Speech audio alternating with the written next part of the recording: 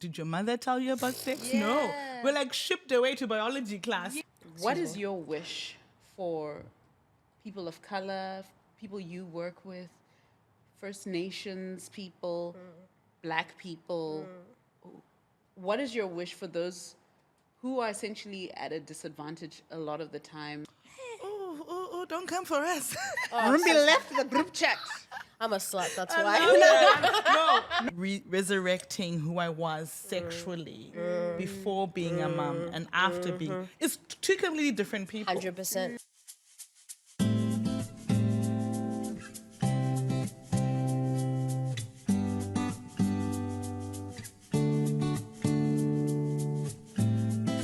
Mama always said, be careful of those island boys.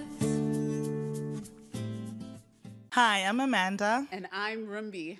Welcome to It's Layered Podcasts. We are under the Black Hearts Network, powered by iHeart, and today we're recording in studio in Melbourne. Yay! We're very, very grateful to be here at Bittersweet Studios with our beautiful setup done by Pink Lady Picnics. That's right. And today is a very, very special episode. Absolutely. We are thrilled because we heard from the streets. The streets want to know, and they've been wanting for 5 seasons to learn a bit more about or talk a little more about sex, okay? So we heard you loud and clear, but we didn't want to do you a disservice, and we felt it important to bring on the experts, you know, those who truly understand this work, because we don't want to be the blind leading the blind, let's be honest. Too much of that be happening Focus in on the world. blind, yes. And we are so thrilled to have our guest, Nadine, in studio with us. Welcome to It's Layered Podcast, Nadine. Thank you so much. It's such an honor to be here. Feel so giggly. I know. We get a bit excited. Nadine Aateyah is an experienced counselor, social worker, and sex therapist. Nadine offers counseling and coaching on a variety of issues, including sexual well-being and general mental health. As a woman of color, we're all about that here, of course. Nadine holds expertise in working with people from culturally and linguistically diverse backgrounds, and especially individuals who identify as Muslim.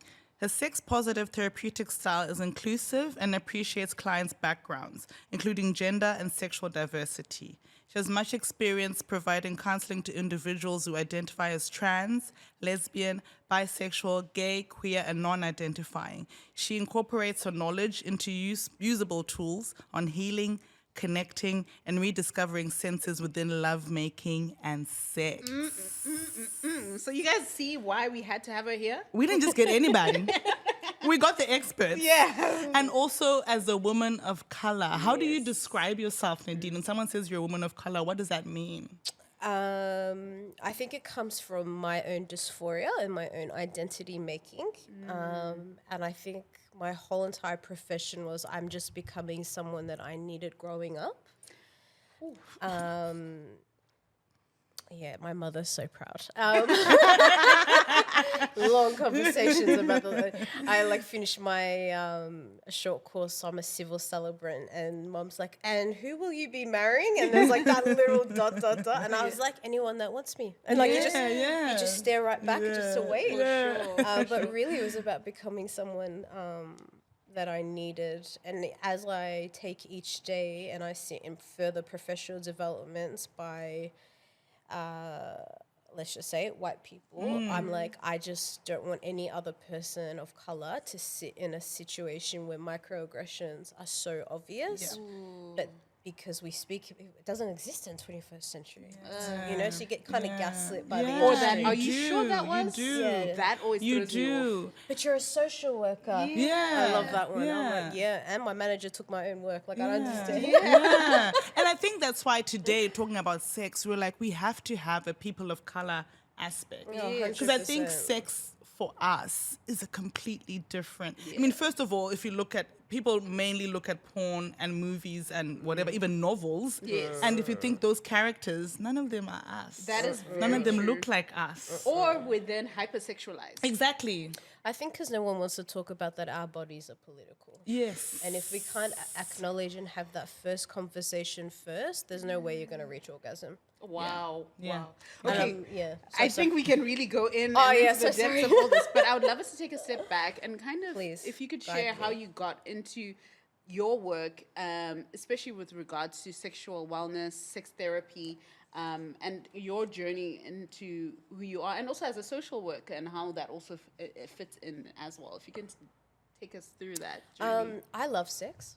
Okay. So that's pretty much how it started. I was like, and I got my menstruation at 8. So from 8 years old, by the time I was in grade 6, I was like fully, and it was a very confusing time because there was no one to guide me on how to move through this world. That is it. Yeah. I think that's so commonplace with people of color. I mean, we always talk about that. Like, Yeah. did your mother tell you about sex? No. Yeah. We're like shipped away to biology class and you hope for the best. And if you go to the right school, maybe they Yes. might not have ripped out the pages that you really need to know about. Exactly. There's so many stories. Yeah. But really, and I think, I basically got a working with children check at a very young age, and it just was working in the Muslim community. And then it just slowly evolved that what were the patterns people were disclosing to me were around sexuality, particularly around what it means to be, and I'm going to use heteronormative terms because at the time it was a very heteronormative time as well. It wasn't, like working in the Muslim community at that time, we weren't even acknowledging drugs and alcohol was an issue for our communities. So it's really sad, the spiritual bypassing that happens. Spiritual bypassing. Yeah, and I God's think, will. Yes. I'm pretty sure it isn't, but all right. Yeah. And I think it's similar, right? When we talk about religion, you speak about it in terms of the Muslim community. For us, it's religious when Christianity is, shoved down your throat. And it was just kind of like, so be it, or we don't do that. Like, just don't talk about it, and so on. So, yeah. Even when I seek spiritual guidance, I seek it from like an indigenous elder who's a chaplain. Like for me, I think because I am first and foremost advocating for sexual freedom, it does go beyond one Abrahamic religion because like I said, our bodies are politicized. Our bodies, and I'm very big on ancestral trauma. So if one of our, is female genital mutilation or cutting, whatever term you'd like to use, has happened in some form of your lineage, it will somehow manifest somatically in your own body if you do not do the work. Yeah, it has to. that's- It's trauma. It has to. It has to. to live somewhere. And has it will. to. Yeah. And it's like this is the pattern until the trauma cycle is broken, it will Yeah. just keep repeat. Yeah. Why do you think sex is so hard for us to talk about as people of color? I think part of it is the colonizers' influence of shame and sex being taboo. I think that's one thing. I think also sex has really been, if we're going to talk about sex, it's also in the light of violence and that love and abuse can coexist. Shout out to Bell Hooks. But, so it took a lot of unlearning. Yeah, like when I first read All About Love, it changed my life. I was crying. Like, I even referred to Bell Hooks as Mama Hooks. Like, she just, that's what I needed. Like, I needed someone older and wiser to tell me that I'm not crazy. Yeah. That your body is unhappy and it's scary because the person who's meant to love you is not meant to be doing those things to you. And so unless sex is spoken about in a very specific light, you get labeled as something derogatory. Oh, definitely. Yeah. That's so true. Definitely. And I always think about, the slave that was taken to America. I forget her name, which is terrible. Forgive me.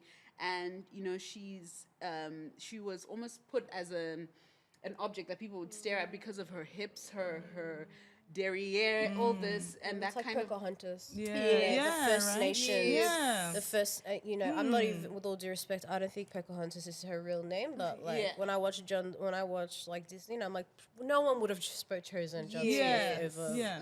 No one. Trust me. No. No one would choose John Smith. Yeah. But unfortunately, out. Like, that's history. Yeah. It really It is. That's our really is. It really is. history. And I think that's where the shame you spoke about came in, because even bodily shame, right?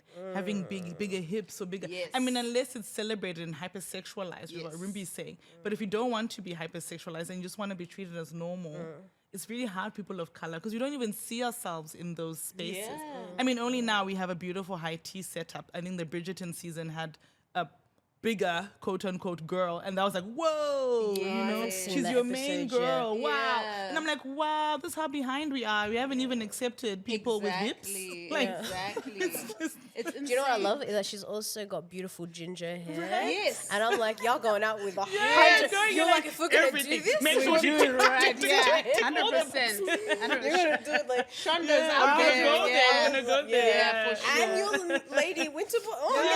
and your lady... Sorry, I forgot that. Yeah, It's you know? just, I was like, woo, all insane. right. I haven't even watched it and there's that much hate about it. Exactly. And you've tackled something already and started talking about trauma. So we want to go there. a little Please, bit. please, anything. And talk about how trauma plays a role in how we approach sex, especially as people of color, especially as maybe women. There's so many different, like, Lanes. and the way I personally work is I'll be like, I'm not really interested in any kind of pre-checklist or assessment. You can bring it if you want to, but Sure. I'll sit down across for you and like let's just have a conversation. Yeah. And then I will work in accordance to that person. Like I can read all the theories because I don't know how their trauma True. worked. True. And they don't even need to tell me the trauma story, but I just need enough information to know, this is the wound. So the first memory you had was 9. Okay, so developmentally, we need to work with you as a 9-year-old, for example. Yeah. Pardon me. You know, like it really depends. Like I can't put everyone all into one box because I will disrespect listeners. I will disrespect my companions that I'm working with because each one is really individual. Yeah. Sometimes I can sit there and vape with someone I can garden with. Another person, they want homework. Like it really is so different for each person. And how is it affecting these traumas? How do you see it affecting sexuality? Especially, you said something also earlier about love and abuse, like bell hooks, and how she talks about They can't coexist. they can't coexist, but you maybe lived that as an experience where I love you, but I'm putting you through this pain and heartache. And Because you love the ones, you hurt the ones you love. Yeah. Yeah, Exactly. yeah, So how yeah. do you see that manifesting in terms of, are people afraid of their sexuality, or how does it play out? Inability to orgasm, performance anxiety, severe vaginismus, which means that the whole of the vagina, so the vulva is the whole kind of area, but the actual funnel or tunnel is like the vagina, and that could be so tight that it's actually non-existent to open, you know. And of course pelvic floor physios would have a lot more knowledge around that. I work more about the mental health. It's all connected, right? And you know, we'd work with dilators and things. So it's really different. But performance anxiety is a really big one. If I was to pick one that is like a common theme in nearly performance anxiety, I am not enough. What I want and what I would like to do is, you know, oh my God, I can't share that fantasy because they're going to think I'm a creep. Or there's all these different things. And I thank the divine that I have the personality that I have, because it takes a lot to freak me out. It takes a lot to gross me out. It takes a lot to, you know, I'm not please no one come to me for a challenge, but like, We'll DM that's you. not my intention by saying this. Yeah. My intention is saying, like, I just want you to know that I can see that you're in pain, and that's why I use the language companions. I'm sitting side by side, shoulder to shoulder. Like, I'm your companion until you say, Nadine, thank you so much. I no longer need your services, or you're not the person for me at the moment. And then I'm like, okay, I'm done. Like, the performance anxiety of I am not enough. And that's what trauma does. Yeah. Trauma destroys your intuition, your self-being, your anchor. And for me, I believe our sex is our anchor. If you know who you are sexually, then you know how to walk through this world. That is. Because you know how to be touched, you know what you will tolerate, you know what you will not tolerate, you know what gives you pleasure, boundaries, therefore you'll do more of that because it gives you endorphins and the dopamine, etc., and all those other beautiful hormones I should know the name of, but I don't. if you know yourself sexually, you will know how to walk through this world. That is so true you say that, because I obviously recently, or 2 years ago, had a child, and I find not that my birth experience wasn't traumatic, but resurrecting who I was sexually before being a mom and after being, it's two completely different people. 100%. You know, I've pushed out a whole human through my Yep. vagina. There's no way it can be the same after. And I think there's a dormancy that we don't talk about for motherhood when it comes to, and just the way your body, it changes. And obviously your husband expecting, I think they give you like, 6 weeks and then you recover and it's And like, then, oh yeah, ready let's to get back go. at it. And you're Yeah. like, I still have to discover me. Yeah. I have to discover my whole. I would have put when you what's do 1,000 thoughts? nappies, then you can come Yeah. at me. I would have put some kind of quota. I'm like, first of all, What's your thoughts around that to any mothers out there or anyone who has lost their sexual spark, so to speak? my first acknowledgement to those who've brought beautiful children into this world is the truth is you don't have that privilege anymore because it's an adult job to protect that child. Yeah. And until that child is of age, I'm so sorry, Mama Bears, like you're gonna have to plan naked Tuesdays with your person to have sex. Yeah. It's not gonna be as sporadic anymore. Yeah. I'm so, and for me, I am sorry because I love sex and obviously I don't want you to miss out on it. But I'm also not sorry because child's rights and the amount of trauma that has happened to our children and to our babies and that are still happening, you know, First Nation children are still the highest rate of children removed from care till this day. Yeah. Like that will impact, Yeah. you know. Yeah. Yeah. So to our mothers, I love you and I say yes, but you need to plan your sex. Yeah. You need to prioritize because the world is not going to offer that to you. That comfort. It will not come. You have to create that yourself, unfortunately, I and really appreciate unapologetically. you saying that, because I think a lot of times people, there's this whole thing, snap back to what you used to do. But it's like, but that's gone. That was then. That was You then. know, and this Now you big have thing someone. happened to me, and I'm now can't I love me and be enough now? And I think for a lot of mothers, hearing the reality of that is beautiful. Yeah, it is. It's like if anything, you deserve the break more now because you have this whole entire being that is your responsibility. And that's, Wow. you know, we don't live in communities and tribes where a whole community will take care of our children anymore. We talk about that often and really say that times have shifted and we don't, and that's something, it's so interesting now we're going back to children, like how we're expected to function and thrive in the Western society. But we know culturally, we had literally like the village to take care Yes. of children. Yeah. So it's Yes. affecting all Yes. aspects of our lives. Yeah. And it's really Yes. a huge expectation Yes. for you to jump back in and just do this and also raise this child without the support and still be a functioning human being. And work And and work clean. and Make sure all your bills are paid on exactly. time. All these, it's so funny because I always, Rimby and I always talk about that. Like we were made to feel like our way was not the right way, Yes. and now we're circling back and realizing actually it was a-okay before Yeah, you better came and than- told us it wasn't. Yeah, for sure. yeah. How do we shake off labels that we were given, especially around sexual liberation, such as slut? We talked about hypersexualization, hypersexualization of young girls, and you know, especially, you know, we come to. You said you got your first period at 8. I got mine at 10. I remember we were at school camp. Yeah. The worst experience for you to get your first period, and it was like, oh my gosh, you're so this or the other. And then of course, like, can you twerk? Oh, you guys can, you know, look at that. All these kind of, you know, words that are thrown at us.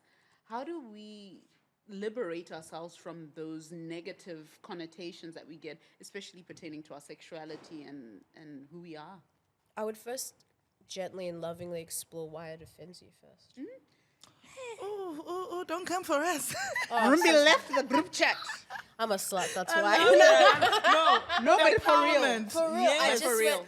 But I for just real. like for me, I'd be like, but why does it offend you? Like we've got somebody who's not your, and for me, I think about either you are my equal, as in I will get on the floor, you can get on my back, and I will lift you, that kind of equal, or you're not in my world. Like I'm gonna die one day, right? Yeah. And your baby's gonna take our place. Good. So they need leaders. Yeah. Why does it offend you? They don't know us. It's a word that they're trying to bring us down. Yeah. We A know word better. they've given meaning to, actually. Yeah, for what? Maybe they need to go get a vibrator and have a bit of couple of hours to themselves. You know what? The amount of I'm so times sorry. at work I see people and I'm like, yo, you need to have some because I can tell there's tension. 100%. Go read, watch whatever toxic shit you want to get you off. I don't care. Just relax. do something. Release. Release. 100%. Right? Yeah. Release. That is such a great answer. Like, I'm just like, we need that energy. Yeah. 2025, guys. We This is need the that we energy. need. I mean, for Rimby and I growing up, certainly, even our clothing, I remember like sometimes you'd wear a t-shirt as like a 10-year-old or 11-year-old and like leggings, tights. And then people would be like, oh, wear a big t-shirt, you can't have your ass out. Yes. You're like, she is 10. Yes. What has her ass have to do with anything? But it's like, Yeah. you are now teaching us ways that are not of our people, that we look at young kids and hypersexualize them. And even remember, As there was women. a time you couldn't go to town to the city center wearing like pants. And I'm not just saying like leggings, tights, or No, shorts. we weren't allowed to wear. We'd lose our virginity. Yes, Or yeah. jeans, and it was like, Yeah. you can't wear that. And, you know, I was reading a book by Titi Dangarembga. The name has gone off my head. And there's a scene where these girls, like there's a girl looking nice in the city, wearing a short skirt, and they literally rip it apart in the, you know. And then it's like, how did we become this? And, you know, it's really, really sad to know that that is the reality of you can't be yourself because... Well, if you can't beat them, join them. And if enough people call like, you know, fear and it's the like, it takes a lot to go against the grain. True. It really does. True. It really does. And I was speaking to, you know, I call him Uncle, the First Nations like spiritual leader I look to, and I was like, I'm so sorry, but Tupac had it right. I want to see you eat, just not at my table. Yes. It actually comes to that point now. Isn't that so true? Yeah, just not at my table. I don't have time for it because there is so much pain. Yeah. And it's not getting easier. That's what we were saying. It's like there's so many things, and they keep coming They at keep us. coming. It doesn't end. So we need to change. Yeah, we're in Our a approach needs perpetual. to change. Yeah. Yeah, we need to change. And I'm not talking about being like unapologetic just online. I mean, you walk through the world and just going, I love with compassion. I be compassion to the best of my ability, but I do not mistake my kindness for weakness. Thank you. Woo. You know, like I will start like that, but it won't end like that. You know, like because and I will say it's not because I'm burnt out or compassion fatigue. No, I'm here until the day I take my last breath. And so I need to pace myself. Yeah. And I will pace myself. And my first and foremost is to myself, is my responsibility to myself, and then to my companions. Going, I'm here, what do we need to do? And I have turned companions away. Like, I'm not someone that will just work with anybody, because I'm like, if you're ready to do the work, I will be there for you. Yeah. But if you're just coming here to vent week after week, I ethically can't work with you. At some That's point, what we I have mean. to Yeah. carry that and move into the forward, into the light. We can't be victim forever. Yeah. We need to take ownership. Yeah. But also, I want real change. Yes. Yeah. And it's about the seeds, right? And if somebody's coming and just I'm like, maybe I'm not the person for you. That's fine. Maybe you're not ready. That's totally fine. Maybe blah blah blah blah blah blah. But at the end of the day, What are I we have doing? to put a boundary in place. What Yeah. are we doing? And I'm like, please, and then next. Like it's horrific. I hate that it sounds like a business, but unfortunately, like our bodies are political. We are running out of time. Like that's what it feels like. Yes. Yeah, like. Actually, that's quite interesting you just brought up. How do you, I mean, Rimby and I, we're sounding boards for each other, and this podcast is part of that. You know, we're trying to be a sounding board, especially for Black women, to come to and, you know, hear tidbits of how they can cope with life. How do you, when your companions or your clients come to you with all this trauma, especially sexual trauma, how do you let that live in your body and move forward or release it? I mean, apart from, obviously, you're a sounding board to a certain extent and you offer them tools, but you're also a human, right? How do you... So I'm very transparent when I work with my companions. I will share things that have happened with me. Nothing in the last 6 years. That's my own personal rule. Like, that's just, you know. But I dance and I sing and I cry.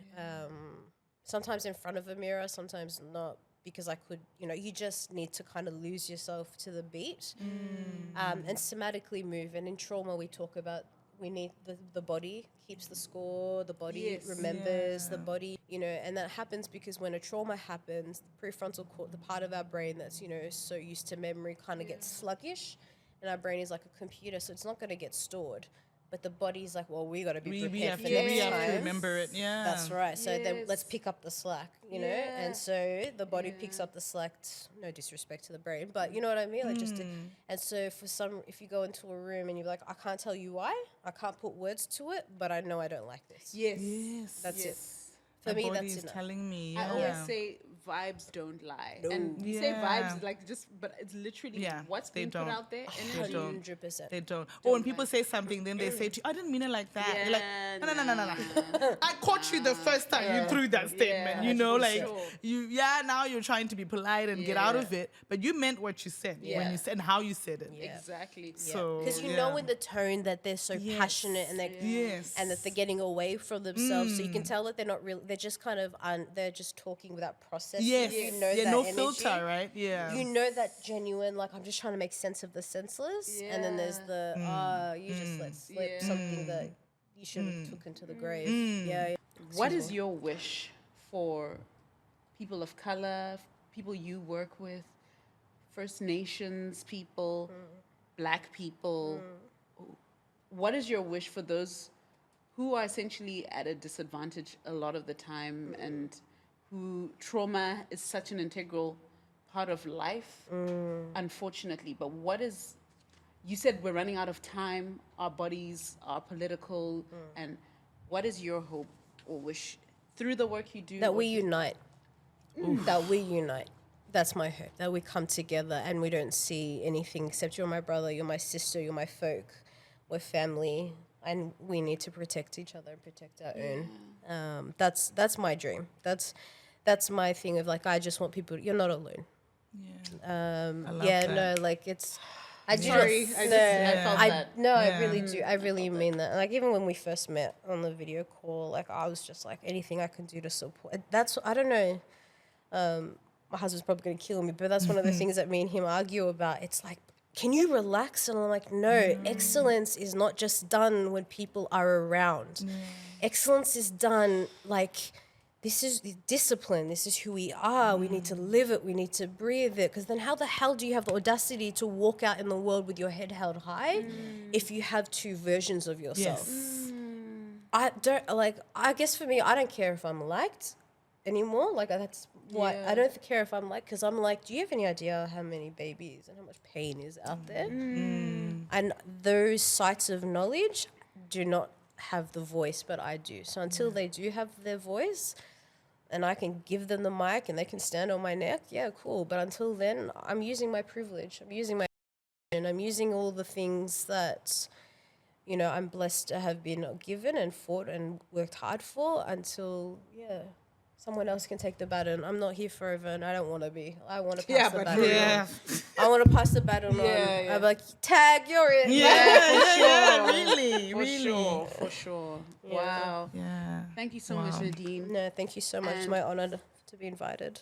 Just before we close, we'd love for you to share any upcoming projects you have, or in your work, if someone wants to engage you in your work, or how do we get a hold of you on if it's socials or anything. So if you can just share a bit about that. And this is where I become really bad at my business. And I'm like, Don't worry, we will also put in the show notes. It'll be there in the show notes, so it's I fine. know. I'm like, I have an Instagram page. I might have a Facebook page that's definitely not managed. I do have a website that all queries can come through. I always encourage the 15-minute complimentary consult because I am not for everybody and not everybody is for me. Like we have to, and I say that with so much love and respect. Yeah, Like, no, it has to be both of you, right? Working together. Yeah. And I don't believe trauma work needs to be done without laughter. We're not letting the fuckers win. Am I allowed to swear? You're allowed to Yeah, swear. I should ask And before. well, you know what? I'm actually quite happy you swore. That means you're just very comfortable. Oh, when dude, you I got was just it. like, this is why I'm so sorry. Yeah, no, Excuse. it's fine. And you're right. Right? Yeah. Don't take our light. Nah, I'm so sorry. For what? Yeah. For what? Yeah. For a time, maybe. Go back into lick your wounds, as they say. Do your whatever it is that you need, come back with a force. Yeah. So true. Yeah, that's what I want. Don't let them steal your That's magic. a perfect way to end the And episode. if they do hit Come me out up, with tap force. me in. Sounds good. Sounds good. Thank you, Nadine. But thank you Thank so you much, so Nadine, for coming. Thank you so much for listening. Thank you so much for your wisdom. You know, there's so many aspects to sex, and I think it was really important to us for you to come on board and chat from your perspective. Yeah. So we're very, very grateful. Very so grateful. much. Yeah, and see you guys on the next episode. Toodles. Bye.